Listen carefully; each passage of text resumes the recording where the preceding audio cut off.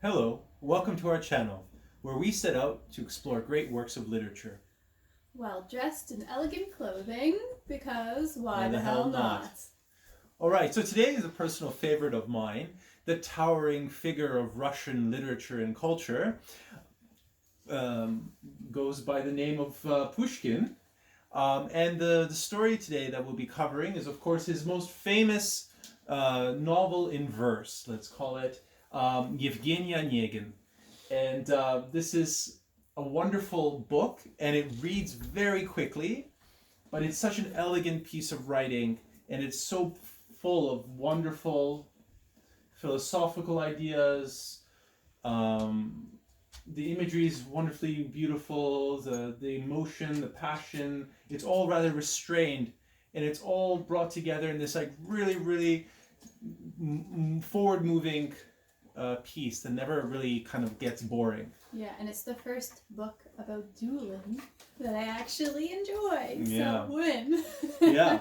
So let's just look here. So Pushkin, fully named Alexander Sergeyevich Pushkin, was born in 1799 and died in 1837, and that makes him 37 years old. And I believe he died in a duel. So it's quite ironic that the sort of the main protagonist in this story also encounters a duel. So what did you think of this one? Foreshadowing. Yeah. It was beautiful. The poetry was beautiful. Proses were amazing. Yeah. The story was romantic and tragic. yet tragic, but also not that tragic compared to a lot of Russian literature. Yeah. Yeah. Yeah. There's. What about you? What were your thoughts overall? Well, I love the meter. I love the rhyming meter. I love it when sort of the creativity that comes about when you're trying to tell a very detailed story, but having the rule that it has to rhyme as well. And I'm sure in the original in Russian, it's probably going to rhyme much nicer, and sort of the words are going to be more, have the real effect. I think everything kind of loses a little bit of its force in translation. But I think this particular edition did justice to the original, I believe. One thing I was going to mention was the fact that Tatiana, the heroine, in a sense, she kind of rejects him, doesn't she? In the end, yeah. But I think what I loved about it was that usually it's like the woman pines over this man and then never gets over them and then dies a tragic death or something like that.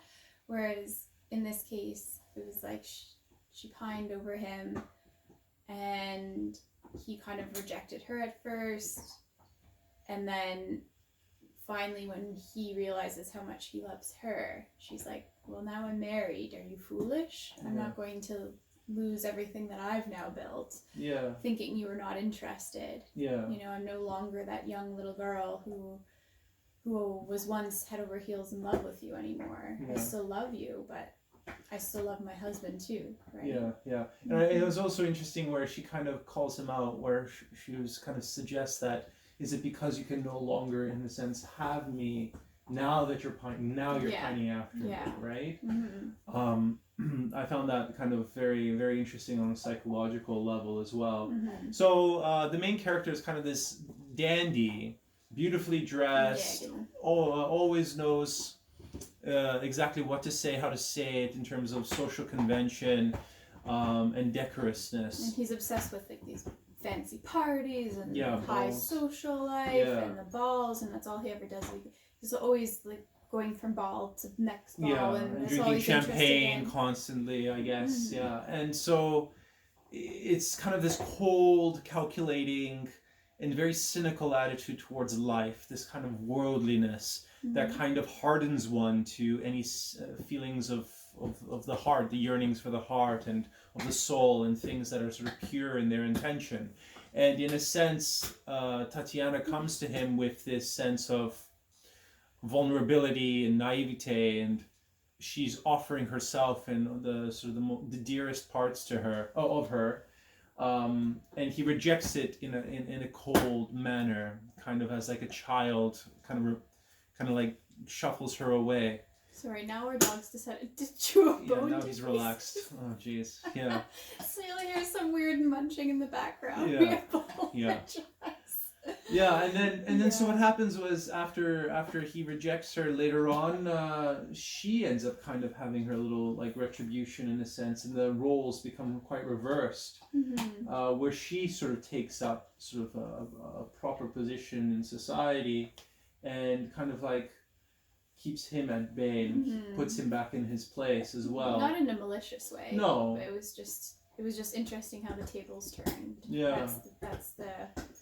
I think that's what makes the book so fun. Yeah. In the end, that. And there's so on top of the book, we also saw the play. Yeah, and the ballet. Sorry, that's what I meant. The Yeah, the ballet. Yeah. That was nice, wasn't it? Yeah. That was your first ballet, wasn't it? It was One of the first, yeah. And I think it's one of those things where it's also, what was great about the ballet was that they were able to kind of evoke those same feelings, but just purely through the physicality of it. It's almost like complete reverse of the book, where everything is expressed in words and in the tone in terms of the meter, whereas that it's more the physical expression of it without It's still words. amazing how that can be. You can have two completely different forms of art in a way, right? And yet it expresses the same story just as beautifully, but in a different way. Yeah, through the body or through writing. It's fascinating. Yeah. So this is a rather, I would say, quick read. How long would you say it took us to get through this one? Only a couple of hours. Yeah. Like we did it in 2 days. Yeah. Because it is like, if you look, you can see they're not full Only pages. stanzas, They're stanzas. Yeah. And it's kind of hard to stop because the flow is so beautiful, nice, and you Yeah. It was also interesting. Remember, there's a whole part there where Tatiana has that horrible nightmare where the bear is chasing her. The bear dream. It was very interesting, and it does definitely evoke a sense of a nightmare, like a nightmare scene. It's like this phantasmagoria of images and feelings all kind of melding into one another. I felt that was pretty well captured. And you know a lot about like bear symbology and dreams too, right? Do you want to talk about that? That's kind of neat. Oh my gosh, yeah, like right off the cuff. I'm not So. sure if I.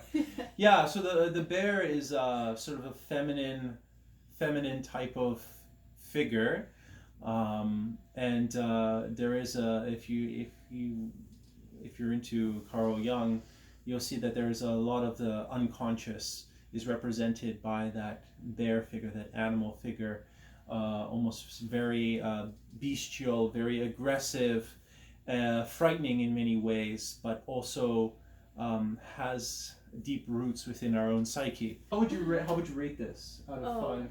I love it. I'll give it a 4.5 out of 5. Yeah, I would say I would give it 4.5 as well. I would say bordering on 5. I would say I think this was an excellent book. And it's not terribly complicated in terms of the vocabulary that's used. Yeah, which It's I'm very always a little bit accessible. intimidated when you propose Russian Russian literature. Yeah, there's Although I've yet to have a bad experience, really. Yeah, well, we had some. Well, I mean, the idiot. Some parts I was like bored with the writing, but. Yeah, that was a bit of. We'll cover that one later. Yeah. Once again, it's the quality of a work. And the far exceeds just simply the aesthetic reading of it as well, especially with I'm sure a lot of literature out there is like that, but particularly the Russians love sort of the exploration of the psyche and the soul, and a lot of them are like philosophical style novels, so they're kind of grappling with these very weighty existential questions, and so anyway, that's for another time. They always have really strong female leads, which is kind of fun. And usually the woman's like, yeah, there is you're not gonna do that to me, which I think. Yeah. So not all these like I find sometimes in English literature they're more of a weaker character, like more meek or taken advantage of. Yeah. Whereas I find in Russian literature it's not usually the woman who's like. I mean, at some points they might be, but that's not the story. The story doesn't end with this like kind of victimization of the female lead. Yeah, I think it's also they're the one.